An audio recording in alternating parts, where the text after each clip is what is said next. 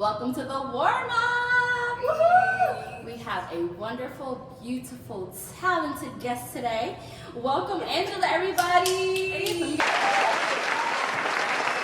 Get a round of applause at home. Thank you very much. Yes, we hear y'all. We hear y'all. Okay, so as you guys know, I love to get the guest started with something we call the pregame. We're gonna give Angela 2 trivia questions before we learn a little bit more about her. So, can you stand the heat? Let's hope so. I love it. Okay, first question. What is the first widely recognized Black-owned liquor brand? A, Edmund's Honor Whiskey, B, Terramana Tequila, or C, Uncle Nearest Whiskey? Premium. I'm gonna have to go with Uncle Nearest. Ding, ding, ding, ding! That is correct! Yes, we love Uncle Nearest. Shout out to Uncle Nearest and shout out to all the Black-owned brands and liquors out there. We love y'all. We support y'all. Wishing y'all the best, okay? Question 2. Where was the first Black-owned bar? A, Loose Goose in LA, B, Cafe de Champion in Chicago, or C, the Alphabet Bar in New York? Ooh. It's definitely between Chicago and New York, I'm feeling. New York is like the hub of like bars and restaurants, so I'm gonna give it to New York. Okay, good answer. It's incorrect. But it was a good answer. The answer is B, Cafe de Champion in Chicago. I should have did a little bit more research to see if it's still there. I don't think it is, but that's okay. We still love you all. And congratulations for being the first. Yes. Okay, so now we're going to get a little bit into you. Okay, so go ahead and tell the people, what do you do and how did you get started in this work? Yeah, so I am a home bartender. I've been home bartending for the next month will be 4 years at this point. Started in 2021, yes. Started around like the pandemic when we were like right in kind of the height of it basically. And it was really just kind of something to do outside of my essential working obligations. Yeah. And my family, Caribbean background and loving to drink. They were like, we need a family bartender. Yes. What's up? And I was like, yeah, I'll take that title. That sounds cool. Okay, I love it. So is that kind of how you got started, like doing it for your family, and then you just grew into like doing it all the time? Yeah. It was like my aunt loves like Hennessy White, Jamaican roots, Ray and Nephew and things like that. Yeah. And I was like, okay, well, I love just the way that like, not necessarily just alcohol, but just like when coming together and celebration and all the things, like especially in a Black family household. We love to celebrate and we love to drink with the celebration. Exactly. So I loved creating that kind of experience for my family. So I was like, let me just do that for my my family with drinks and kind of like bring that all together. So that was basically like how it was birthed, and I loved putting things together, seeing how it tasted, and seeing the reaction. So great. And I appreciate people like you so much because I am not coordinated, and I don't drink a lot as it is. So like when it comes to mixing this stuff up, baby, I'm gonna just do a 1, 2, 3, and we don't know what we're gonna get. It's gonna be a surprise. So that's why I leave it to the experts. But that's so good to know. I didn't know you had a Caribbean background as well. Me too. My grandmother is from Jamaica and my grandfather is from Barbados. And so it makes so much sense now because I had Angela do a little challenge before we started our interview. And I had her come to my home, and from my bar cart, we literally put together some liquor, some mixers, some juice. Okay, y'all. It's Friday. Happy Friday. We're doing another warm-up interview today. B-roll. So today, we are playing around with my bar cart, which I rarely use. So you see how full it is. And my good friend Angela today is a wonderful bartender, and I'm challenging her with stuff from my bar cart and in my fridge that she is going to make as a challenge. Stay tuned.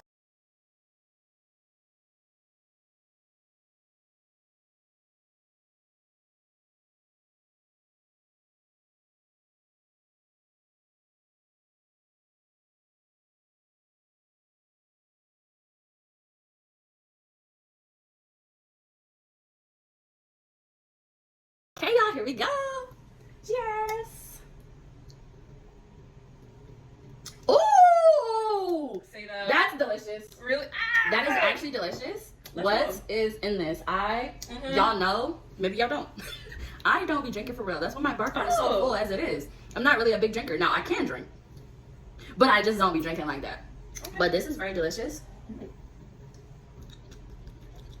I like whatever the juice is in it, or the juice like flavor, because I'm a sweet girly. Yeah. Give us the tea. What we got going on here? So we have aged dark rum, because this is basically a strawberry passion fruit daiquiri. Ooh, okay. I love strawberry daiquiris. No wonder I love it. And I was like, all right, it's pretty custom to do like white rum, but aged rum just brings it up a notch. So I was like, yeah, we're doing aged rum. Then we got the passion fruit syrup, the strawberry juice, and then some lime juice to kind of just round it out. So love my strawberry juice. Okay, she ate. Cheers! All these things, and I challenged her to put a drink together for us with the bar cart, limited options, and it was delicious. Okay, I drank it, but I could have bit it. It was so good. But you mentioned rum was in it, and I was like, my granddaddy loves some rum. So this is making a lot of sense with the Caribbean background. What was it? Anyway. Okay, so what do you hope to get out of this work? Honestly, I hope to get more impact, honestly. Right now my content's kind of focused on like Gen Z, millennials, even younger, but like helping them understand alcohol from a very approachable and accessible way. So long term, I want to get into like kind of twofold, like filmmaking, because I want to definitely put like bartenders, black and brown bartenders on like a pedestal, and I want to be able to give them a space to tell their stories and just the things that they've done to impact the industry as a whole, because honestly, like the bartending and hospitality industry would not be what it is without us. That part. That's the real tea. Yes. So, I absolutely love that. You know, and I never thought about that. So that is so good. I appreciate you mentioning that. Yeah, and then the other part is like, I want to talk to brands, like drink brands, beverage brands, and be able to explain to them, and you know, from social media and like digital like perspective, but like how to talk to younger audiences about how to drink. Especially because, you know, we're all gonna get older, we all gonna know what we like, but then how do you kind of how do you figure it out? Like in the beginning, we don't even know what we're doing. We just drink. We just literally drink whatever's there. You know, hopefully you see. I want to stop real quick to say, please make sure you're paying attention to who's making your drink, and make sure you see what's going in your drink, young people. Young people especially, but older people unfortunately sometimes don't know either. But specifically for the young people, y'all have to be careful. I have a lot of younger siblings, and I'm constantly talking to them about like, be safe. You cannot trust people, even if you think they're your friend. You have to be careful, y'all, for real. Yeah, and don't be pressured to drink. Like that's the kind of conversation I want to start building. Like with my content, but even beyond, because I feel like a lot of brands miss that mark and miss that demographic of talking to young audiences about like, hey, here's our product, but also like, here's how to approach our product. So. Absolutely, and that part too, like the pressure can be so real sometimes, and we really need to get out of the habit of that. Like, I am good for telling my friends, you're not gonna pressure me. Like, if I say I'm done, then I'm done. I had a birthday recently, right? And I did an early 2000s tattoo party. I left my own party early, y'all. I was tired. I was turned and I was tired. My mouth was watering. Y'all know what that means. It was time for me to go. And my friends was like, how you gonna leave your own party early? I left my own party early because I know my limits. I know when it's time for me to be done. It wasn't no one more shot in me. That would have ended me. Okay. So anyway, getting to know you a little bit better. What has been the best part of your day today? Definitely the best part of my day was starting it was around 6:37 basically, but starting my morning with meditating and stretching. That has been has started to become my routine, during the week, during the weekend, but mainly during the week before I start work. Just getting in there, meditating, moving my body, and honestly stretching out all the kinks and stuff like that. It makes a lot. It makes a difference. I'm getting older. I don't want to be hunched over. I don't want that. I got up the other day and I think every bone in my body cracked. I said, whoa, gotta gotta stretch more. So that's really great. I have also been stretching more and doing more meditation. It is so good for you, so healthy and just so freeing. And I don't have it at your level yet where I'm working it into my routine, but I'm getting there. I'm getting there. Okay, so first segment is called Behind the Blind. So this is the segment where we're just digging a little bit deeper, getting to know you a little better. So first question is, what is your go-to drink at a bar or restaurant? Because you're a home bartender, you're an expert, so it's like, you know, what can I even do for you? They can do a lot. Shoot, you make that drink right, you gonna see me at your bar every time. Anyway, I'd say my go-to drink is usually, honestly, something like spritzy. Ooh, yeah. I love a good spritz. I love a good refreshing, bubbly effervescence. I use that word, but effervescence to, you know, kind of wake up my senses and things like that. So I'm usually like looking for something that has like champagne if I want to drink alcohol that day. If not, soda. You know, I'm pretty simple when it comes to that kind of stuff. But like, you know, wake me up. You know, add some fruits in there. So I feel like it's not necessarily a specific drink, but just something along those lines of like those elements of just soda, fruity, and here we are. You speaking my language, baby, because that's exactly me as well. I'm good for a little fruity, little ginger ale in it or something, you know, a little orange ginger juice. beer, or something like that. So that's great. Okay. Okay. So I want to know, what is something that has surprised you about being in this field now? Whether it be like you as a bartender or just even your content creation, because she also does a lot of content creation, you guys, with her bartending and with some other stuff she's been doing with some brand partnerships. So what's something that has surprised you about being in this field now that you're in it? Ooh, I feel like that's not a loaded question, but there's just so many like avenues to think about. But I feel like the thing that surprised me the most is I say honestly, creating content for myself, but like how open people are to like getting the information about alcohol. For me, like I feel like alcohol was just this thing, like it was just kind of almost innate in like our, you know, society and just how we move. Like, yeah, you know, you see it everywhere, beer, wine, cocktails and stuff like that. But from an educational kind of standpoint, like I felt like, all right, people know their tequilas, people know what they like to drink, and that's just that.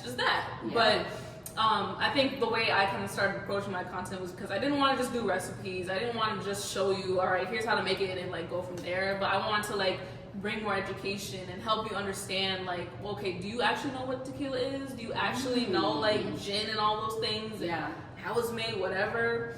And I feel like the response I've gotten in it, and you know, doing it in these last 4 years, like it's surprising to see like how many people are like, oh wow, I didn't know that, or oh wow, you taught me something new, and I'm like, really? I just learned that in the book. But also, you know, like it's encouraging because I feel like now it's kind of made me think about like, whoa, how much more can I start to like teach people from my own perspective? Because I'm true, you know, at the end of the day, I'm not a bartender working in a restaurant, but I have an experience that's unique where I'm behind my bar in my home.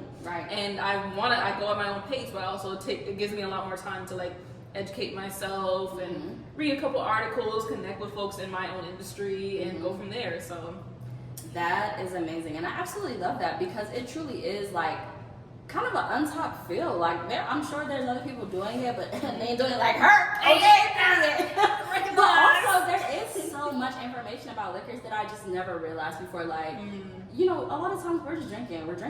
But I went to Mexico recently and I did a tequila tasting and I learned so much about tequila. And they also had us like pair certain foods and snacks with the tequila so it would bring the flavor out more or do different things. And when I tell you my mind was blown, I said, wow, I didn't even know what I was getting myself into all this time drinking tequila. So congratulations and kudos to you. You know what? We need to just be more educated in general about all the things we're putting into our bodies, period. So, heavy on the education.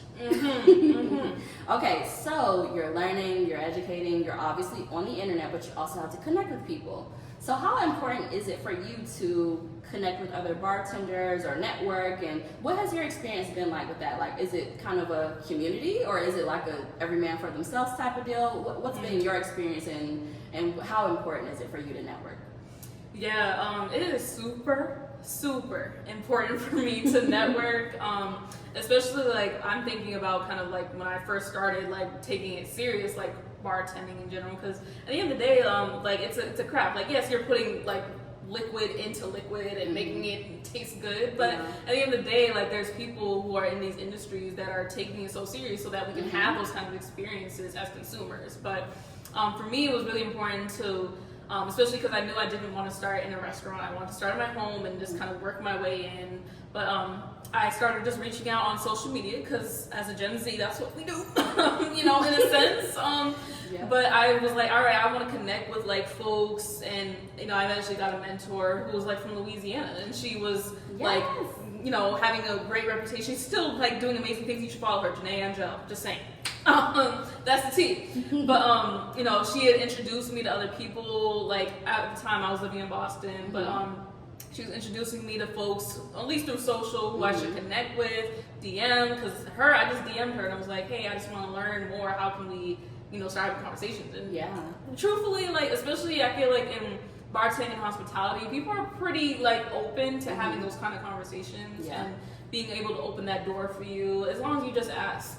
And I felt like that was very instrumental in just learning what I learned and how to approach bartending in my own way, but also like learning from people who've done it. So networking has always been super important to me. And now since I'm in Atlanta, I'm just trying to continue to expand upon that, but go out of the digital into real life. So definitely attending a lot of tastings, definitely attending a lot of like educational seminars, and eventually Tales of the Cocktail, a nice big old conference. But that's kind of where I'm at. Okay, that's what's up. That's dope. You know, I just never even thought about networking in the community when it comes to that kind of field. So that's dope. And it's great that, you know, she responded in that way, because I mean, you just never know what you're gonna get. So that is a great example of closed mouths don't get fed. Hey, you guys, you gotta get in the field, okay? You have to put yourself out there. You have to ask questions. You have to get mentors, because you never know when stuff like that can literally change where you're going and how you get there.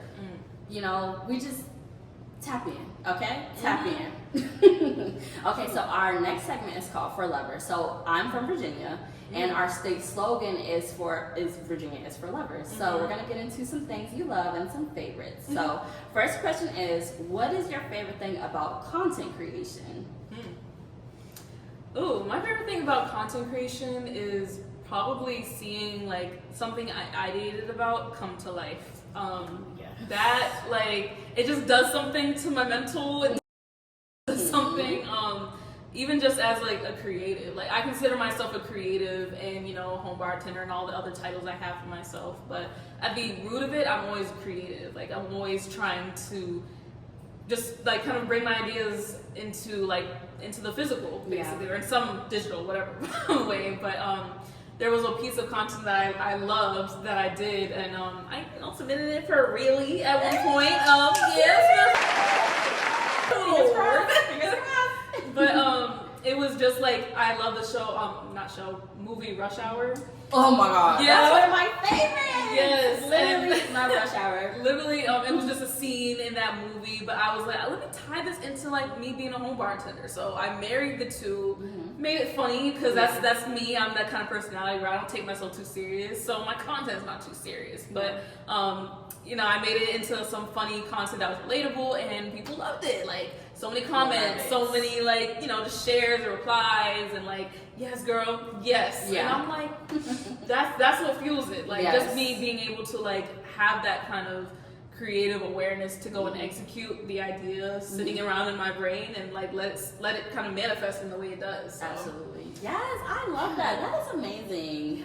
Kudos to putting yourself out there and submitting your work, because sometimes we can really count ourselves out, and we need to, like I said, you just have to put yourselves out there, guys, because you never know what could happen. So this happened. Exactly. Right. Here we are. Like you just never know. But yes, fingers crossed for that really as well. Okay, so with all the work that we do, content creation, etc., things can get expensive, and I'm especially sure for you, like liquors cost so much these days. So I would love to know, what's a piece of equipment that you've got in your field or for content creation or for whatever that you love, that you're like, you know what, it was worth it? My phone. I mean, that's where literally the magic all starts. Yeah. Like, you know, yes, it's very easy for me to sit up here and say, yeah, I do want to eventually get the camera and like all the things, but like starting with my phone has like essentially created this whole like ecosystem I'm creating, like from just the brand deals and all the stuff, but even just connecting with people, like it starts with my phone. And I really, like, I would be lost. I'd be very, very lost in a corner if I didn't have my phone, because that's where literally all the magic happens. But that's such a great answer. Because also, first of all, these phones are expensive. Yeah. Okay? They cost a lot of money, so we ought to be using them as much as we can. Yes. So that's also great. And they have so many features. Like, I've been finally trying to use more features on my phone now that I've started doing these interviews and the content creation. I'm like, I didn't even know we had this. There's so much stuff I'm learning. Y'all need to get on YouTube and TikTok, because you can learn so much about the features. Or if you like know people that work at phone companies, they stay giving me the tea. So that is such a great answer. Absolutely. Absolutely. I would say that's probably top 5 for me as well, as far as investments. Yeah. Okay. Next question. If you could only have 5 liquors in your home or on your bar cart, what are 5 liquors that you would love to have? Only 5 that you feel like I can get away with these 5, you know, for an extended period of time. 5 liquors, so not like liqueurs, fruit, juice. Yep. No, okay. The hot stuff. Got it. All right. Definitely top 1, Uncle Nearest. Uncle Nearest, the small batch whiskey. That is liquid gold. Like, if y'all have not tried Uncle Nearest, you are missing out. And I am so sorry, but it's available, so buy it. But that is my top 1, hands down. I'd say definitely a white rum. So my favorite one is Plantation. Truthfully, I think they have a different name, so I'm sorry if I missed that. But yeah, that one. Third one, oh wow, this is a lot, top 5.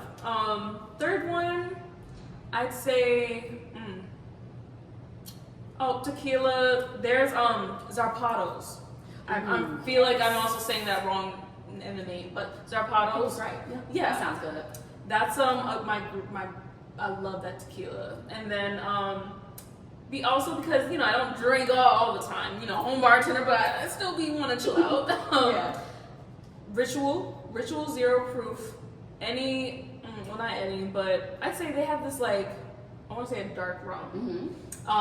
Alcohol free, no alcohol in it, but like super, super like flavorful. Ooh, okay. Yeah, like if I want to, you know, mix with whatever, like that's definitely my top like non-alcoholic. I'm gonna add that to my bar cart. Yes. And then last one. I feel like this can just be a kind of free for all, but Hendrick's gin.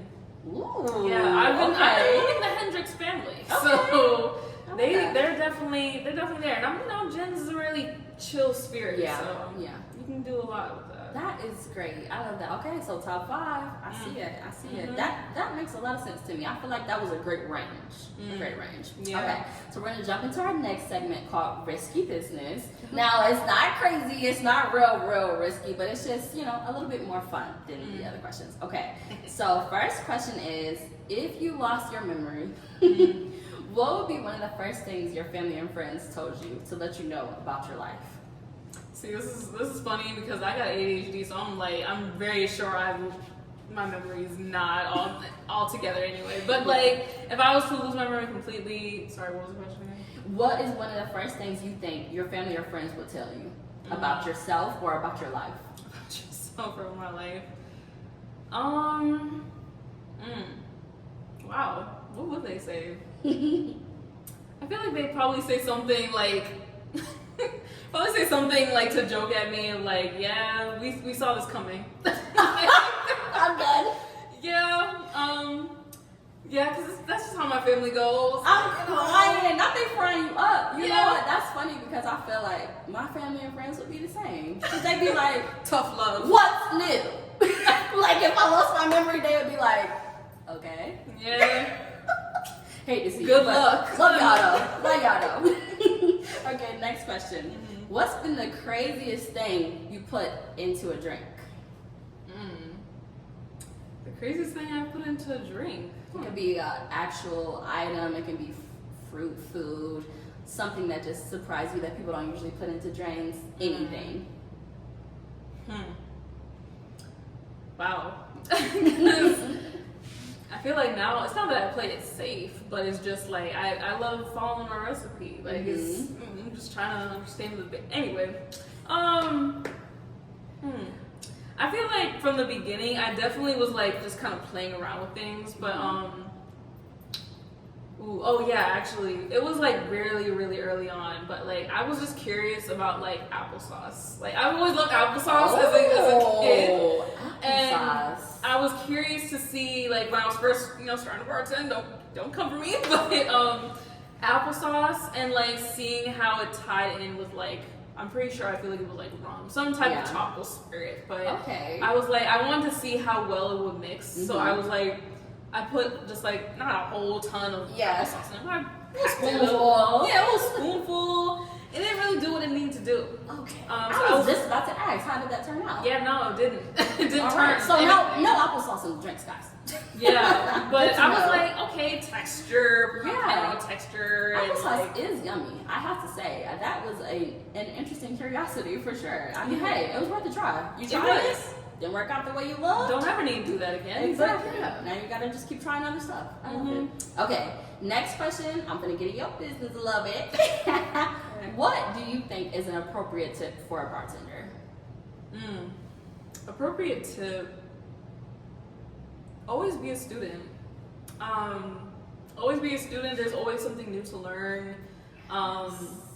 You can never really stop learning, I feel like, in this industry. Every industry. Yeah. Every industry, for real. That's, ooh. Yeah, like once you think you've had some years, you probably need even more years on top of that, because especially even in like the non-alcoholic space, which is still developing, like there's so many new things coming out. Like I feel like you gotta be willing to like open yourself up to that newness and be open to learning about how it's produced, all this stuff. But that's even just like my motto in general. It's just always being like a forever student, being curious, and just taking that. So I love it, and I need to work on stop saying I love it so much, but I love it. That's a great answer, because that's how I feel too about just life in general. Like I feel like that is one of the main things I always say in interviews, like for jobs as well. I'm like, a strength I have is that I'm always willing to learn. I'm always willing to be a student. Maybe eating it up. So good answer. Okay, well, thank you so much. Is there anything you want to share that we maybe didn't get to, or that you would like people to know about you or your business? Or where can people follow you as well? Oh yeah. Well, you can follow me on Instagram, TikTok, and Threads at @AsToldBy_Angie. Usually, on my stories, talking about my day or whatever, or I'm just like over here talking about drinks, whatever. Whatever the case is, whatever I feel like, we're doing it. So those 3 platforms. As far as what I want to tell the people, get into your home bartender bag. Honestly, it's getting expensive out here. And these drinks, I'm not saying you can't go to a restaurant, bar, a little situation, and then have a drink. I'm not saying that, but like, think about long term. Like, all right, if this bartender can do it, why can't I at home? Like, really, really tap into things that you got at home and make that. Like, I feel like home bartending is kind of very underrated. It had its little height during the pandemic and stuff like that. Obviously, hence me, but like, I feel like there's so many ways to just kind of like expand on that, but also do it at home and save yourself the coin. I'm all about saving the coin over here, because balling on the budget is me. Like, if it's free, it's for me. So, Absolutely. Okay, thank you. And okay, so at the end of every episode, I allow the guests to ask me one question. So what is the question you have for me? And I'm so sorry I have to do this, but you cannot ask me how my day was, and you can't ask me why I started this, because everybody asked me that. So I'm sorry. I have to put you on the spot a little bit, and I'm gonna have to ask you to ask me something else. That's fair. No, that's fair. And thank you for those parameters too. So, And it could be anything. It doesn't even have to be about this. It could be anything. It could be, what is your favorite color? But just something different, okay? Because you guys are making me tired. I'm curious because, you know, I'm new to Atlanta and things like that. But why did you move from Virginia to Atlanta? Ooh, okay. See, a great question. Okay, so I actually moved from Virginia to Atlanta because I finished up grad school with a master's degree in higher education. And so, yes, I ended up getting a job at Georgia State University for event planning with their undergrads. And so that was a lot of fun. I had a great time. Now I've changed jobs though because leadership wasn't great, money wasn't great, but I did love the students. I loved my experience there with the students. But when I tell you I was about to crash out and burn out, I had to dip. So I have a new job now, which is where me and Angie met, as a matter of fact. But yeah, so that is why I ended up moving from Virginia to Atlanta. And really, I just needed something new. I just needed a change of scenery. I grew up in Virginia. That's pretty much all I know.